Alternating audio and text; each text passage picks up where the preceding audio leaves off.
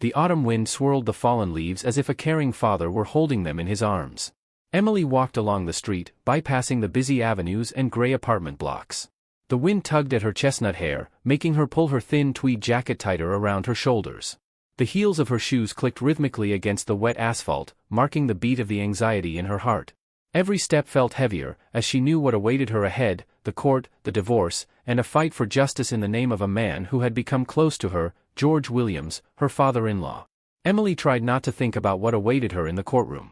She knew that George's authoritative wife, Victoria, would stop at nothing to get what she wanted. As she hesitated at the entrance of the building, she took a deep breath, trying to suppress the rising panic. The heavy oak doors with worn metal handles creaked as they allowed her into the gloomy, long hallway. Emily slowly approached her seat, walking past tables stacked with papers. As she reached her place, she saw Victor and his mother. Victor looked grim and tense, his face contorted with anger. Victoria, on the other hand, radiated cold confidence. Her lips were pressed into a thin line, and her eyes were filled with contempt. Next to them sat a woman Emily immediately recognized, Anna Roberts, a model and Victor's lover. Her voluminous blonde hair and bright makeup starkly contrasted with the formal attire required in the courtroom. Emily couldn't help but remember the night she had come home late after a long surgery and found Victor in their living room, wrapped in Anna's arms. Tears welled up in her eyes as her soul tore apart at the memory. But Victor, without a trace of guilt, explained in a cold, matter-of-fact tone that he hadn't loved her for a long time and now had a new woman in his life. Those words, like shards of broken glass, pierced Emily's heart, leaving a wound that would never heal. A wave of anxious shivers ran down Emily's spine as her eyes met those of her ex-husband. Victor smirked and muttered under his breath, "Look for your inheritance in the trash. You won't get anything here." Taken aback, Emily froze in place for a moment, stunned by his cruel words. Ms. Williams, her lawyer, Paul Benson, called her softly. "Please, come to the table." Emily obediently sat down, immediately feeling the gazes of everyone in the courtroom on her, as if she were not a person but an exhibit under scrutiny. The court will now hear the case of the dissolution of marriage between Emily Williams and Victor Williams, as well as the division of the estate left by the late George Williams, specifically his business and the land located within the city limits. The judge began in a calm, neutral tone. Paul rose and spoke confidently. "Your Honor, we believe that my client, Emily Williams, has every right to the inheritance left by George Williams. She was not only his daughter-in-law but also a dedicated caregiver during his illness, a time when Victor was notably absent." Victor's lawyer interrupted, with a slight sneer. "Your Honor, we believe that Ms. Williams has no rightful claim to the estate. Not only was she negligent in her duties, but her incompetence as a doctor directly contributed to the deterioration of George Williams' health." "That is a lie." Emily couldn't help but exclaim. "George had been sick for a long time, and I did everything I could to save him." Victoria, with her ever-present icy disdain, chimed in. "You know very well, Emily, that your interest in George's operation was not out of compassion but out of greed. Are you implying I harmed my father-in-law for money?" Emily asked, her voice trembling with disbelief. "That's exactly what we're saying," Victor confirmed with a cruel grin. The judge, frowning, turned to Emily. "Ms. Williams, do you have any evidence to refute these claims?" "Yes, Your Honor," Emily replied, her voice steady. "George was fully aware of all the risks, and he still chose to undergo the operation. He lived for another 6 months afterward, which, considering his condition, was no small amount of time." The courtroom buzzed with murmurs after her statement. Paul handed a folder of medical documents to the judge, who examined them in silence. After a few moments, he looked up and said, "According to the documents, everything seems in order. However, the ethics of the situation must be considered. Ms. Williams, as the attending physician, you were obligated to inform Mr. Williams of the risks involved in the procedure, including that his underlying conditions could lead to complications, possibly resulting in his death. Did you inform him of these risks?" "Yes, Your Honor," Emily affirmed. "I explained everything to George, and he still gave his full consent for the operation." "Even knowing that every other doctor in the city refused to perform the surgery?" the judge asked. "Yes," Emily said quietly. "George understood that he had no other choice. The surgery gave him 6 more months of life, and in his condition, that was significant." "Very well. Please present your evidence," the judge instructed. Paul stepped forward again. "Your Honor, we have an audio recording of the conversation between my client, Emily, and George Williams, where she explains the risks and receives his consent." The judge nodded. "Proceed with the recording." The courtroom fell into a tense silence as the audio began to play. Emily's voice was calm and professional as she laid out all the medical risks to George. His voice, though weak, was clear as he listened carefully, asking thoughtful questions. By the end of the conversation, George's voice could be heard saying, "I understand, Emily. I trust you. Do whatever you think is best." As the recording finished, the judge leaned back in his chair, clearly deep in thought. "This sheds new light on the matter," he said. Victor and Victoria exchanged uneasy glances. Victor, visibly shaken, leaned closer to his mother, whispering anxiously, "What now, Mom? What are we going to do?" Victoria, always composed, responded in a low voice, "We'll see, Victor. We'll see." The lawyer representing Victor was quick to step in again. "Your Honor, while the recording does provide some context, we believe it does not definitively prove that the operation was conducted properly or that Emily Williams fulfilled her duties with the necessary care." "That's simply not true," Emily interjected, her voice filled with emotion. "I did everything in my power to help George recover. I never wanted anything but his well-being." "Please, Ms. Williams," the judge interrupted, keeping a firm hand on the proceedings. "Let us maintain order in the courtroom." The heavy tension in the room was almost suffocating. Emily could feel the weight of every gaze, and the air around her seemed to throb with judgment. She was determined to fight for the truth, but the continuous barrage of false accusations made her feel as though she were drowning in doubt and prejudice. Victoria's cold, calculating voice broke the silence.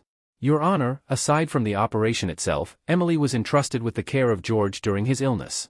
However, she not only failed to provide adequate care, but her negligence led to several incidents where George suffered minor injuries, including falls, which no doubt contributed to his decline." Emily sat in stunned silence, unable to comprehend the audacity of the accusations being thrown at her. She had devoted the last 3 years of her life to caring for George, managing his complex and rare illness, which required not only surgical intervention but also meticulous medical care. How could they turn that against her?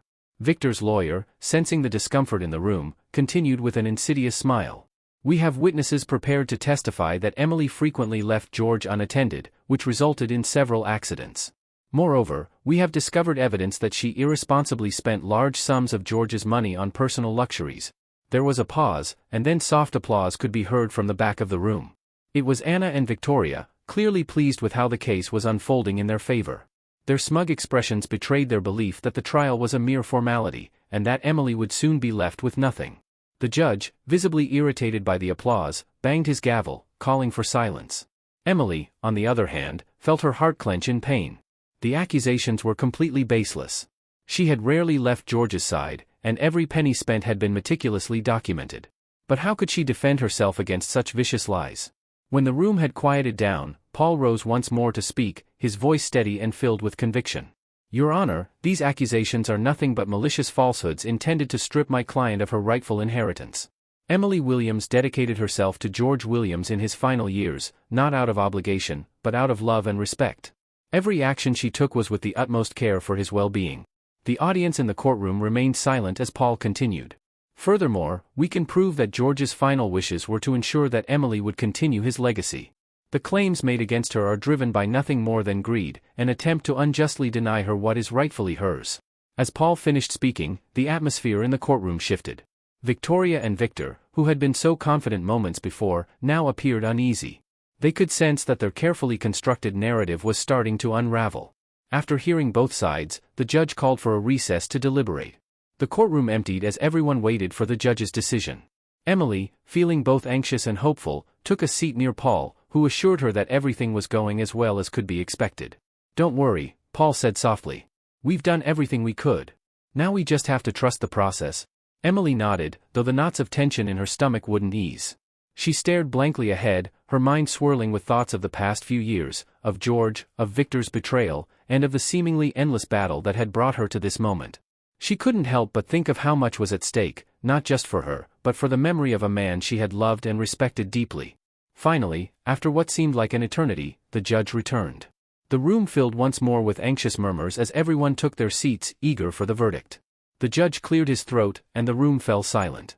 "After reviewing the evidence and considering all arguments presented, this court has reached a decision. It is the opinion of this court that Emily Williams has acted with integrity and care in her treatment of George Williams. Furthermore, this court recognizes her right to the inheritance left by George Williams, including his business and the land in question. The claims brought against her by Victor Williams and Victoria Williams are hereby dismissed." The words hung in the air for a moment, sinking in as Emily felt the tension drain from her body. She had won. The judge's decision had not only cleared her name but had affirmed her right to continue George's legacy. Across the room, Victor's face turned pale with anger, his fists clenched at his sides. Victoria's icy mask cracked just slightly as a flicker of disbelief crossed her face. Without a word, Victor rose and stormed out of the courtroom, leaving his mother to follow behind in silence. Paul turned to Emily, his face breaking into a broad smile. "We did it, Emily. You've won." Emily felt a wave of relief wash over her, though it was still hard to believe it was over. "Thank you, Paul. I couldn't have done this without you." Paul shook his head modestly. "This was your fight. You believed in yourself and in what was right. That's what got us here." Emily smiled faintly, still processing everything. She had fought for so long, and now that it was over, the reality of what lay ahead began to settle in. There was still so much work to be done with George's project, but now, without the looming threat of losing everything, she could move forward freely. As the courtroom emptied and Emily stepped outside into the brisk autumn air, she felt lighter, as if a massive weight had been lifted off her shoulders. For the first time in months, the future looked clear. Later that evening, Emily made her way back to the workshop where George had once spent countless hours working on his ambitious plans. Raoul, the mechanic who had been helping her restore the workshop and the machinery George had left behind, greeted her with a hopeful look. "So, how did it go?" he asked, wiping his hands on a rag. Emily smiled, her heart swelling with gratitude and relief. "We won, Raoul. The court ruled in our favor. I get to keep everything, including the land and the business." Raoul grinned widely. "That's fantastic news. I knew you'd pull through. Now we can really get to work." Emily nodded. "Yes, now we can focus entirely on George's project. There's still so much to do, but at least we won't have to worry about any more legal battles." Raoul clapped her on the back. "Let's make this happen, Emily. George's dream is closer than ever to becoming a reality." With a renewed sense of purpose, Emily and Raoul dove back into the work that lay ahead.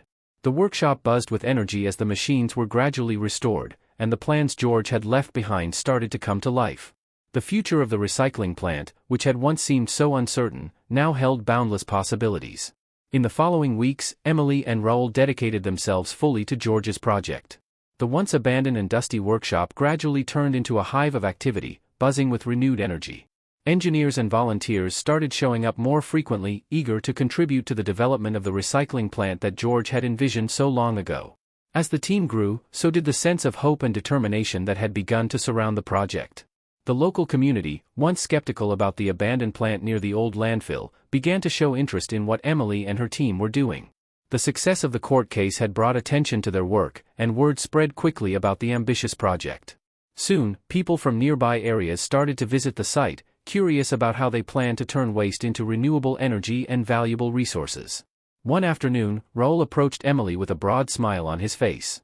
"Emily, you'll want to hear this. A journalist from the local newspaper called me today. They want to do a feature story on the plant and how you're reviving George's dream. They think it could inspire others." Emily was momentarily taken aback. The idea of media attention was both exciting and daunting. "A feature story?" she repeated, half in disbelief. "That's amazing, Raoul. But do you think we're ready for that kind of attention?" Raoul shrugged. "Why not? We've come a long way, and people need to see what's possible when you're dedicated to something bigger than yourself. Besides, this could bring even more support and resources to help us grow." Emily thought about it for a moment and realized he was right. The attention could bring much-needed investment and interest from potential partners who might help push the project to the next level. She nodded slowly, her determination solidifying. "Okay. Let's do it. If this is going to help us, we should embrace it." The interview was scheduled a few days later. The journalist, a young and enthusiastic woman named Sarah, arrived with a photographer. As Emily walked them through the workshop, explaining George's original vision and how they had overcome countless obstacles to bring it back to life, she couldn't help but feel a surge of pride. She showed them the blueprints, explained the technology behind the recycling process, and highlighted how they were turning waste into energy and reusable materials. Sarah was captivated by the story. "This is truly inspiring," she said as she scribbled notes. "So much of what you're doing here is ahead of its time, and the fact that you've managed to revive it after all these setbacks is nothing short of remarkable." As the photographer snapped photos of the machines and the team at work, Emily felt a sense of validation she hadn't realized she needed. George's dream was no longer just a personal mission, it was becoming something bigger, something that could have a real impact on the world. A few days after the article was published, the effect was immediate. Investors and environmentalists from around the region began reaching out to Emily, expressing interest in supporting the project. Some wanted to invest in expanding the plant, while others offered partnerships to bring similar projects to other parts of the country. The momentum was building, and the possibilities seemed endless. One evening, as Emily was wrapping up a long day at the plant, Raoul approached her with a thoughtful expression. "Emily, there's something I've been working on that I think you'll want to see," he said, motioning for her to follow him. Curious, Emily followed him to the far end of the workshop, where Raoul had been quietly tinkering away on something for the past few weeks. As they approached, she saw a set of old, weathered blueprints spread across a table, along with several prototype parts and machines. "These are George's original designs," Raoul explained, gesturing to the plans. "I've been working on them in my spare time, trying to figure out how we can bring these ideas to life. There are a few prototypes here that George started but never got to finish. I think it's time we complete them." Emily's eyes widened as she recognized some of the designs. They were detailed blueprints for advanced recycling technologies that George had been experimenting with, but had never fully developed due to lack of funding and time. These designs represented his most ambitious ideas, ways to not only recycle waste but turn it into entirely new forms of energy and materials that could revolutionize sustainability.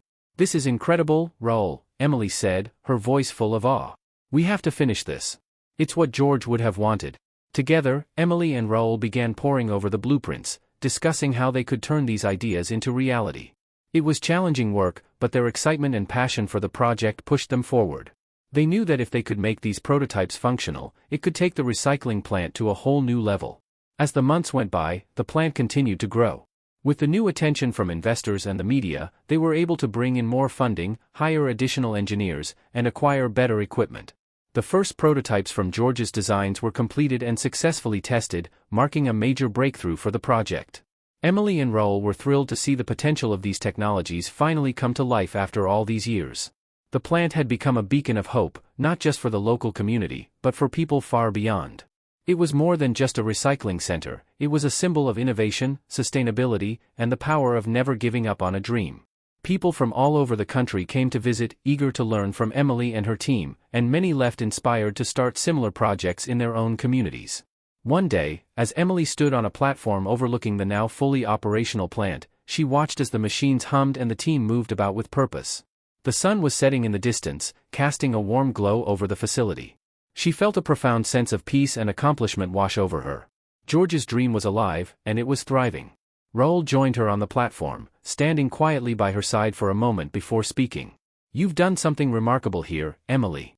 George would be so proud of you." Emily smiled softly, her heart full. "It wasn't just me, Raoul. We did this together, and everyone who believed in George's vision made it happen." Raoul nodded. "True. But you were the one who never gave up, even when things looked impossible. That's what made the difference." As they stood there, looking out over the plant, Emily knew that this was just the beginning. There were still so many possibilities to explore, so much more to do. But for now, she allowed herself to enjoy the moment, the culmination of years of hard work, resilience, and unwavering belief in a dream worth fighting for. The road ahead was full of challenges, but Emily was ready for whatever came next. She had found her purpose, and with George's legacy as her guide, she was determined to keep moving forward. This was not the end of the journey, it was the start of something even greater. As time passed, the plant continued to thrive, and Emily's role as its leader became even more significant. What had once been a small, local project had now garnered national attention. Experts from various fields, including sustainability, engineering, and environmental science, frequently visited the plant to learn from the advancements being made. Emily was regularly invited to speak at conferences about the importance of recycling, innovation, and the perseverance required to bring ambitious projects like hers to life. One afternoon, Emily received an invitation to a major environmental summit in the capital. The summit would bring together world leaders, top scientists, and innovators from around the globe to discuss the future of sustainability and the fight against climate change. At first, the idea of speaking in front of such an influential audience intimidated her, but after a conversation with Raoul, she decided to accept the invitation. "You have to go," Raoul insisted, as they stood in the office at the plant. "This is your chance to show the world what you've done here. You're living proof that one project can inspire change on a global scale." Emily nodded, realizing the importance of the opportunity. "You're right. If George's vision is going to have the impact he dreamed of, I need to tell our story." In the weeks leading up to the summit, Emily prepared extensively, making sure to highlight not only the technical innovations of the plant but also the human story behind it, the story of resilience, hope, and the belief that positive change was possible, even when the odds were stacked against you. When the day of the summit arrived, Emily found herself standing in front of a vast audience filled with policymakers, environmental activists, and industry leaders. As she took a deep breath and began to speak, she felt the familiar weight of responsibility, but this time, it was accompanied by a deep sense of pride. She spoke about George Williams' dream, about how he had believed in the potential to turn waste into something valuable and sustainable. She shared the struggles they had faced, Victor and Victoria's greed, the legal battles, and the skepticism from the community, and how, despite it all, they had persevered. Emily explained how the plant had grown, how it had become a model for others, and how it continued to inspire new generations to think differently about waste, energy, and the environment. As she finished her speech, the room erupted in applause. Emily felt a surge of emotion. The project that had started as George's dream had now become something much bigger than either of them could have imagined. She was no longer just fighting to preserve his legacy, she was helping to create a movement. After the summit, Emily was approached by several world leaders and entrepreneurs who expressed interest in partnering with her to build similar plants in their countries. They saw the potential not only for environmental benefits but also for economic growth in sustainable industries. Emily was overwhelmed by the response but excited by the prospect of expanding their work on a global scale. As she returned to the plant after the summit, the sense of accomplishment was undeniable. She had taken a dream that many had dismissed as unrealistic and turned it into a thriving enterprise that was making a real difference. The recycling plant was now a recognized beacon of innovation, and its influence was growing every day. Back at the plant, things continued to progress. The team worked tirelessly to expand their capacity and refine their processes. New technologies were being developed, and they were on the brink of several breakthroughs that would make their recycling efforts even more efficient and environmentally friendly. Raoul, ever the tinkerer, was especially focused on George's original prototypes. One day, he burst into Emily's office, excitement practically radiating off of him. "Emily, you have to come see this. It's finally working." Curious and a little confused, Emily followed him to the workshop, where one of the last untested prototypes that George had designed was now humming softly. It was a machine that could take difficult-to-recycle materials, those considered nearly impossible to reuse, and break them down into their base components, making them useful once more. "This is what George was working on when he passed away," Raoul explained, his voice filled with awe. "It's a game-changer, Emily. If we can scale this up, we'll be able to recycle materials that no one else has figured out how to deal with. This could revolutionize the entire industry." Emily's eyes widened as she realized the potential of what Raoul was saying. This wasn't just an advancement, it was the breakthrough they had been waiting for. Over the next few months, the team worked day and night to perfect the machine. Once it was ready, they began testing it on a larger scale. The results were astonishing. The new technology allowed them to recycle materials that had previously been considered waste, reducing the amount of trash destined for landfills by an even greater percentage. Investors were thrilled, and soon, the plant was operating at full capacity, producing new materials that could be used in everything from construction to manufacturing. The success of the new technology attracted even more attention from around the world. Emily found herself in meetings with global leaders, discussing how the technology could be implemented in cities struggling with waste management. The plant became a hub for innovation, with researchers and engineers flocking to learn from their processes and develop new ideas. As the project continued to grow, Emily knew that she had fulfilled George's dream in ways he could never have imagined. But even more than that, she had created something that would endure long after she was gone, a legacy not just for George, but for the world. One evening, after another long but fulfilling day at the plant, Emily sat in her office, reflecting on the journey that had brought her here. From the dark days of the divorce and legal battles to the triumphs of the recycling plant, it had been a roller coaster of emotions and challenges. But through it all, she had never given up. And now, looking out over the plant and the team she had built, she knew that the future was brighter than ever. Raoul knocked on her door, poking his head in with a smile. "Hey, I thought you might want to know, we're ahead of schedule on the new expansion. The team's been working like crazy." Emily grinned, feeling a deep sense of pride. "That's fantastic, Raoul. I'm so proud of everything we've accomplished." Raoul stepped inside, his expression softening. "None of this would have happened without you, Emily. You've turned this place into something incredible. And the best part is, we're just getting started." Emily leaned back in her chair, smiling at the thought. He was right. This was only the beginning of something much larger. The plant was no longer just a project, it was a force for change, one that would continue to inspire others long after their work was done. As the sun set outside, casting a warm glow over the plant, Emily felt a sense of peace and fulfillment she hadn't known was possible. George's dream had come to life, but more importantly, she had found her own path in the process. There was still much work to do, but for the first time in a long time, Emily knew that no matter what challenges came next, she was ready. Together with her team, she would continue to build a better, more sustainable future, one step at a time. As time went on, Emily and her team pushed the limits of what the recycling plant could achieve. The breakthrough technology that Raoul had helped develop revolutionized waste management, and they were now able to recycle materials previously thought impossible to reuse. The plant became not only a local success story but also a global model for sustainable innovation. Experts, engineers, and leaders from around the world visited regularly, eager to learn from their methods and implement similar initiatives in their own countries. Emily's reputation as a pioneer in sustainability grew rapidly. She was invited to speak at international conferences and became a sought-after advisor for governments and organizations looking to improve their waste management systems. Each time she stood in front of an audience, she felt a surge of pride not just for herself but for the entire team that had worked so hard to make George's dream a reality. One day, as Emily was preparing for another trip abroad to speak at a conference on climate action, she received an unexpected phone call. It was from a representative of the United Nations, inviting her to present the plant's technology at the next UN Climate Summit.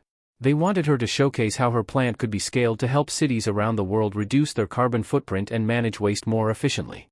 Emily sat back in her chair, momentarily stunned by the magnitude of the opportunity.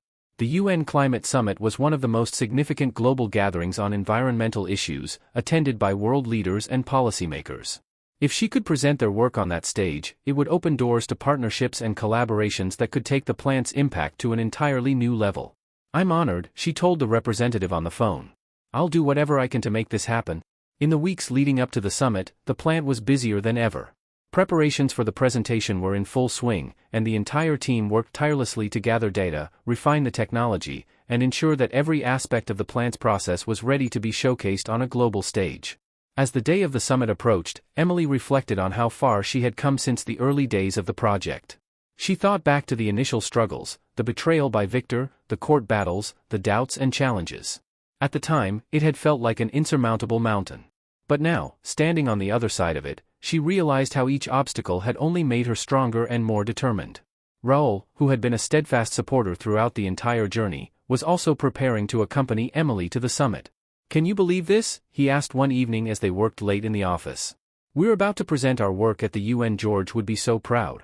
Emily smiled softly, the thought of George always stirring something deep within her. "I think about him all the time," she admitted. "I wish he could see all of this. He had such a clear vision for what this plant could be, and now, it's grown into something bigger than I think even he could have imagined." Raoul nodded. "He saw the potential before anyone else did. But you're the one who made it happen, Emily. You didn't just keep his dream alive, you made it soar." The UN Climate Summit was held in a sprawling conference center in a major city. Leaders, scientists, and activists from all over the world gathered to discuss the future of the planet and the urgent need for sustainable solutions. Emily felt a mixture of excitement and nerves as she prepared to take the stage for one of the most important presentations of her life. As she stood before the audience, Emily could feel the weight of the moment. She knew that what she was about to present had the potential to inspire real change. The world was in desperate need of solutions to combat climate change and reduce the growing waste problem, and she had something that could help. Emily began by sharing the story of the plant's origins, how George Williams had dreamed of turning waste into a resource, how he had believed in the potential of recycling to not only reduce waste but to create energy and new materials. She spoke about the challenges they had faced, from personal setbacks to technical hurdles, and how the team had worked tirelessly to bring those ideas to life. Then, she introduced the breakthrough technology that Raoul had helped perfect, technology that could take even the most difficult to recycle materials and turn them into something useful. As she walked the audience through the process, showing the data they had collected and the results they had achieved, Emily could see the impact it was having. The room was silent, but the attention was palpable. When she finished, the audience erupted into applause. Delegates from various countries approached her afterward, eager to learn more and discuss how they could implement similar technologies in their own waste management systems. Emily felt overwhelmed by the positive response but also deeply fulfilled. This was why she had fought so hard, because she believed in the potential to make the world a better place. As the summit came to a close, Emily received offers of partnership from multiple governments and environmental organizations. The possibilities seemed endless. There were talks of building new plants, expanding the existing technology, and even collaborating on international research initiatives focused on sustainability. Back at the plant, the team was buzzing with excitement as they planned for the future. The success at the summit had given them the momentum they needed to push forward with even more ambitious goals. They began discussing ways to scale up the plant's operations, invest in research and development, and expand their impact globally. One evening, after an especially productive meeting, Emily stood outside the plant, watching the sun set over the facility. The air was crisp, and the sky was painted with hues of orange and pink. Raoul joined her, standing quietly by her side as they both took in the view. "It's incredible, isn't it?" Emily said softly. "How far we've come." Raoul nodded, his expression thoughtful. "It really is. This plant has grown into something none of us could have imagined. But it's not just the plant. It's the people, the ideas, the hope for the future." Emily turned to him with a smile. "You've been here since the beginning, Raoul. I couldn't have done any of this without you." Raoul shook his head modestly. "I'm just glad I could be part of it. This has been the most rewarding work of my life." As they stood there, watching the last rays of sunlight fade into the horizon, Emily felt a deep sense of peace. The plant was no longer just a dream, it was a reality, and it was changing the world. There was still so much work to do, but for the first time, Emily felt like they were truly on the right path. The journey that had begun with George's vision had evolved into something far greater than anyone could have anticipated. And while the future remained uncertain, one thing was clear: Emily, Raoul, and their team were ready to face whatever came next, united by their shared commitment to building a better, more sustainable world. For Emily, it wasn't just about honoring George's legacy anymore, it was about creating one of her own. Thank you for listening to the story to the end. Write your thoughts about it in the comments. Subscribe to the channel Tell Me and share this video with your friends and loved ones. This motivates us to continue working on new stories every day. Do not miss the next amazing story that is about to appear on your screen. We are very grateful to you for being with us. In the description under this video you can open the catalog of all the stories. See you there.